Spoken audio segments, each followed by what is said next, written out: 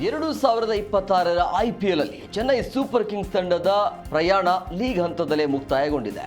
ಈ ಹಂತದಲ್ಲಿ ಆಡಿದ 14 ಪಂದ್ಯಗಳಲ್ಲಿ ಕೇವಲ 6 ಪಂದ್ಯಗಳನ್ನು ಗೆದ್ದು ಪಾಯಿಂಟ್ ಪಟ್ಟಿಯಲ್ಲಿ 7ನೇ ಸ್ಥಾನಕ್ಕೆ ತೃಪ್ತಿ ಪಟ್ಟುಕೊಂಡಿದೆ.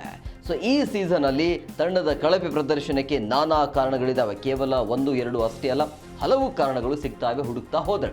ಸೊ ಆದರೆ ಈ ಒಂದು ಪ್ರಮುಖವಾಗಿ ಎಲ್ಲ ಕಾರಣಗಳ ಮಧ್ಯೆ ಒಂದು ಪ್ರಮುಖ ಕಾರಣ ಅಂತ ಹೇಳಿದ್ರೆ ಅದು MS ಧೋನಿ ಇಡೀ ಸೀಸನಲ್ಲಿ ಒಂದೇ ಒಂದು ಪಂದ್ಯವನ್ನು ಆಡದಿರೋದು.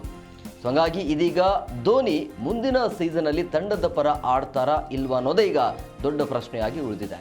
ಕೊನೆಯ ಲೀಗ್ ಪಂದ್ಯದಲ್ಲಿ ಸೋತ ಬಳಿಕ ಈ ಬಗ್ಗೆ ಮಾತನಾಡಿದ ನಾಯಕ ಋತುರಾಜ್ ಗಾಯಕ್ವಾಡ್, ಧೋನಿ ಮುಂದಿನ ಸೀಸನ್ ಆಡ್ತಾರಾ ಅಥವಾ ಇಲ್ವಾ ಎಂಬುದು ನಿಮಗೆ ಮುಂದಿನ ವರ್ಷ ತಿಳಿಯುತ್ತೆ ಅನ್ನೋ ರೀತಿಯಲ್ಲಿ ಮಾತನಾಡಿದರು. ಆದರೆ ಈ ಸೀಸನಲ್ಲಿ ತಾವು ಅವರನ್ನು ತುಂಬ ಮಿಸ್ ಮಾಡಿಕೊಂಡೆವು ಅಂತಲೂ ಕೂಡ ಅವ್ರು ಹೇಳಿದರು. ಅಂದರೆ ನಾವು ಅವರನ್ನು ತುಂಬ ಮಿಸ್ ಮಾಡಿಕೊಂಡಿದ್ದೇವೆ ಅಂಥೇಳಿ.